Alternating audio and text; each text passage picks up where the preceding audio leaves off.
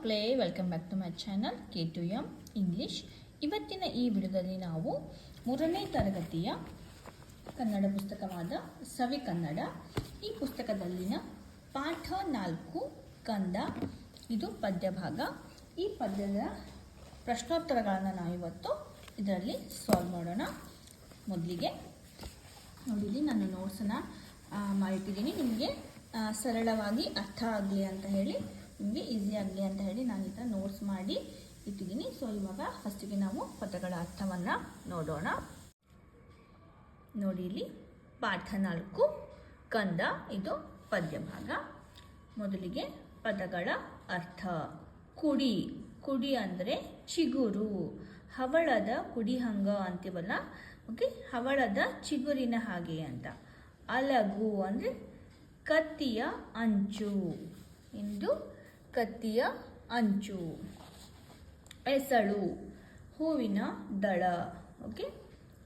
ಕಿರಿಕಿರಿ ಅಂದರೆ ಕಾಟ, ಸಣ್ಣ ಮಕ್ಕಳು ಕಿರಿಕಿರಿ ಮಾಡ್ತಾರಲ್ಲ, ಸೊ ಅದಕ್ಕೆ ಕಾಟ ಅಂತ ಹೇಳ್ತಾರೆ.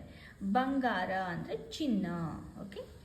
ಚಂಜಿಯ ಅಂದರೆ ಸಂಜಯ, ಇದು ಹಳಗನ್ನಡ, ಸೊ ಅದಕ್ಕೆ ಚಂಜಿಯ ಅಂತ ಕರೀತಾರೆ. ಚಂಜಿಯ ಅಂದರೆ ಸಂಜಯ, ಓಕೆ. ನೋಡಿ, ಈಗ ಅಭ್ಯಾಸ. ಅದರಲ್ಲಿ ಮೊದಲನೆಯ ಮುಖ್ಯ ಪ್ರಶ್ನೆ, ಈ ಸಾಲುಗಳನ್ನು ಪದ್ಯದಲ್ಲಿರುವಂತೆ ಪೂರ್ಣಗೊಳಿಸಿ ಅಂತ ಕೊಟ್ಟಿದ್ದಾರೆ, ಓಕೆ. ಅಂದರೆ ಪದ್ಯದ 1ನೇ ಲೈನನ್ನು ಕೊಟ್ಟಿದ್ದಾರೆ, ಅದರ ಮುಂದಿನ ಸಾಲನ್ನು ನಾವು ಇಲ್ಲಿ ಬರಿಬೇಕು, ಓಕೆ. 1ನೇದು, ಅಳುವ ಕಂದನ ತುಟಿಯು ಡ್ಯಾಶ್ ಅಂತ ಕೊಟ್ಟಿದ್ದಾರೆ. ಅಳುವ ಕಂದನ ತುಟಿಯು ಹವಳದ ಕುಡಿಹಂಗ. 2ನೇದು, ಆಡಿಬಾ ನನಕಂದ ಡ್ಯಾಶ್, ಆಡಿಬಾ ನನಕಂದ ಅಂಗಾಲ ತೊಳೆದೇನ. 3ನೇದು, ಕೂಸು ಇದ್ದ ಮನೆಗೆ ಬಿಸಣಿಗೆ ಯಾತಕ, ಓಕೆ. 4ನೇದು, ಕಂದಾನ ಕಿರಿಕಿರಿ ಡ್ಯಾಶ್, ಕಂದಾನ ಕಿರಿಕಿರಿ ಇಂದೇನು ಹೇಳಲಿ.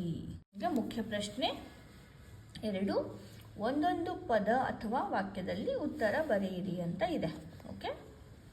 ಈಗ 1ನೇದು, ತಾಯಿಯು ಕಂದನ ಅಂಗಾಲನ್ನು ಯಾವುದರಿಂದ ತೊಳೆಯುವುದಾಗಿ ಹೇಳುತ್ತಾಳೆ, ಓಕೆ. ತಾಯಿಯು ಕಂದನ ಅಂಗಾಲನ್ನು ತೆಂಗಿನಕಾಯಿ ತಿಳನೀರಿನಿಂದ ತೊಳೆಯುವುದಾಗಿ ಹೇಳುತ್ತಾಳೆ, ಓಕೆ. ತಾಯಿಯು ಕಂದನ ಅಂಗಾಲನ್ನು ತೆಂಗಿನಕಾಯಿಯ ತಿಳಿನೀರನ್ನು ತಗೊಂಡು ತೊಳಿತೀನಿ ಅಂತ ಇಲ್ಲಿ ಹೇಳ್ತಾಳೆ, ಓಕೆ. 2ನೇ ಪ್ರಶ್ನೆ, ಅಳುವ ಕಂದನ ತುಟಿಯನ್ನು ಯಾವುದಕ್ಕೆ ಹೋಲಿಸಲಾಗಿದೆ? ಉತ್ತರ, ಅಳುವ ಕಂದನ ತುಟಿಯನ್ನು ಹವಳದ ಕುಡಿಗೆ ಹೋಲಿಸಲಾಗಿದೆ, ಓಕೆ. ಪ್ರಶ್ನೆ 3, ಅಳುವ ಕಂದನ ಕಣ್ಣೋಟ ಹೇಗಿರುತ್ತದೆ? ಅಳುವ ಕಂದನ ಕಣ್ಣೋಟ ಶಿವನ ಕೈಯೆಲುಬು ಹೊಳೆದಂಗೆ ಇರುತ್ತದೆ, ಓಕೆ. ಅಳುವ ಕಂದನ ಕಣ್ಣೋಟ ಶಿವನ ಕೈಯೆಲುಬು ಹೊಳೆದಂಗೆ ಇರುತ್ತದೆ. ಪ್ರಶ್ನೆ 4, ಮಗು ಏನನ್ನ ತಂದು ನಿಲ್ಲಿಸೆಂದು ಹೇಳುತ್ತದೆ? ಉತ್ತರ, ಮಗು ಸಂಜೆಯ ಚಂದ್ರಮನ ತಂದು ನಿಲ್ಲಿಸೆಂದು ಹೇಳುತ್ತದೆ, ಓಕೆ. ಅಥವಾ ಮಗು ಸಂಜೆಯ ಚಂದ್ರಮನನ್ನು ತಂದು ನಿಲ್ಲಿಸೆಂದು ಹೇಳುತ್ತದೆ, ಓಕೆ. ಮುಖ್ಯ ಪ್ರಶ್ನೆ ಈ 2-3 ವಾಕ್ಯಗಳಲ್ಲಿ ಉತ್ತರಿಸಿ ಅಂತ ಇದೆ. ಪ್ರಶ್ನೆ 1, ಕೂಸು ಇದ್ದ ಮನೆಗೆ ಬಿಸಣಿಗೆ ಬೇಡ, ಏಕೆ? ಓಕೆ, ಏಕೆ? ಉತ್ತರ, ಕೂಸು ಮನೆಯ ಹೊರಗೆ ಓಡಾಡುತ್ತಿದ್ದರೆ ಮನೆಯಲ್ಲಿ ಗಾಳಿ ಬಿಸಿದಂತಾಗುತ್ತದೆ, ಹಾಗಾಗಿ ಕೂಸು ಇದ್ದ ಮನೆಗೆ ಬೀಸಣಿಗೆ ಬೇಡ. ಪ್ರಶ್ನೆ 2, ಆಡಿ ಬರುವ ಕಂದನನ್ನ ತಾಯಿ ಹೇಗೆ ಉಪಚರಿಸುವಳು? ಓಕೆ. ಉತ್ತರ, ಆಡಿ ಬರುವ ಕಂದನ ಅಂಗಾಲನ್ನ ತೊಳೆಯುವಳು ಹಾಗೂ ತೆಂಗಿನಕಾಯಿ ತಿಳಿನೀರಿನಿಂದ ಕಂದನ ಬಂಗಾರದಂತಹ ಮುಖವನ್ನು ತೊಳೆದು ಉಪಚರಿಸುವಳು, ಓಕೆ.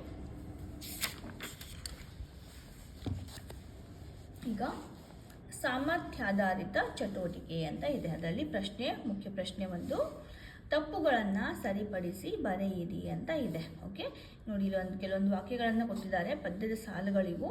ಅದರಲ್ಲಿ ಕೆಲವೊಂದು ಮಿಸ್ಟೇಕ್ಸ್ನ ಅವರು ಮಾಡಿದ್ದಾರೆ, ಅದನ್ನು ನಾವು ಸರಿಪಡಿಸಿ ಬರಿಬೇಕು. ಓಕೆ, ನೋಡಿ ಇಲ್ಲಿ ಬೀಸಣಿಗೆ ಗಾಳಿ ಸುಳಿದವ.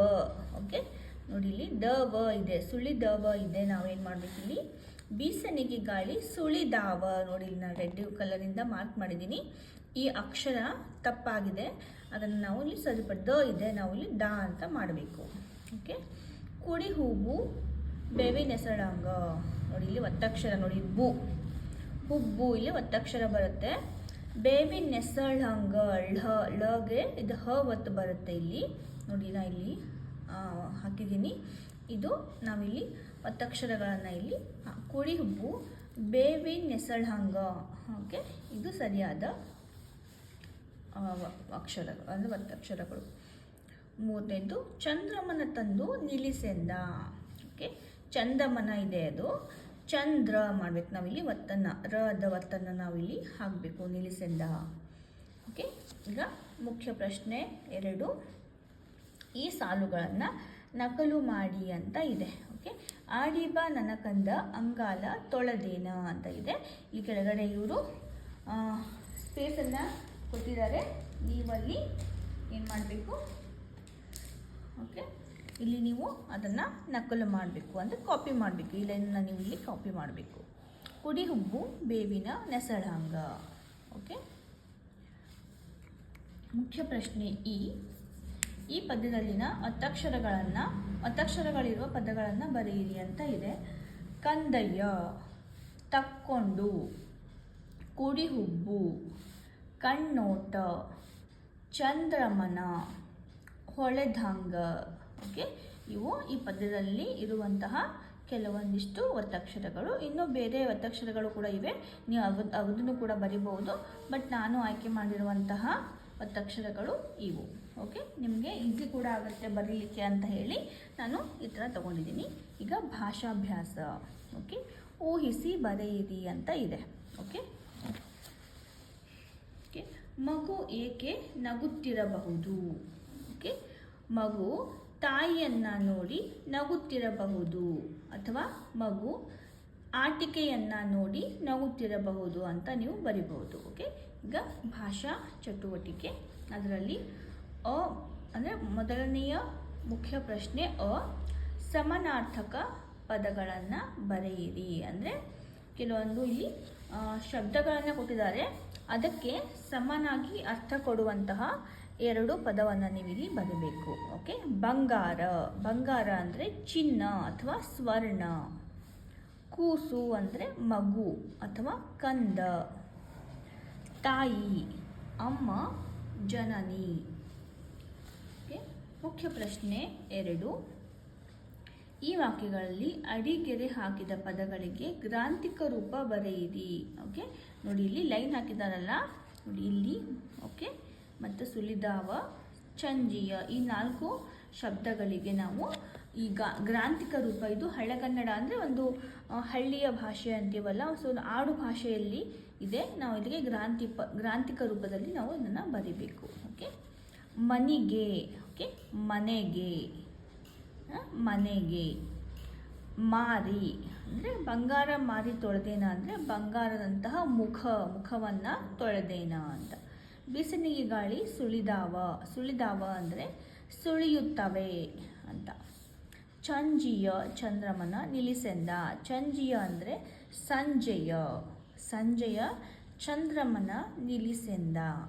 ಓಕೆ, ನೋಡಿ ಮುಖ್ಯ ಪ್ರಶ್ನೆ ಈ ಪದಗಳನ್ನು ಗ್ರಾಂಥಿಕ ರೂಪದಲ್ಲಿ ಬರೆಯಿರಿ. ಓಕೆ, ಇಲ್ಲಿ ಬರೆದಿದ್ದೀವಲ್ಲ, ಸೊ ಅದೇ ಥರ ಕೆಲವೊಂದು ಅಕ್ಷರಗಳನ್ನು ಶಬ್ದಗಳನ್ನು ಕೊಟ್ಟಿದ್ದಾರೆ, ಅದನ್ನು ನೋಡಿ ಕೊಟ್ಟಿದ್ದಾರೆ ಮಾದರಿ.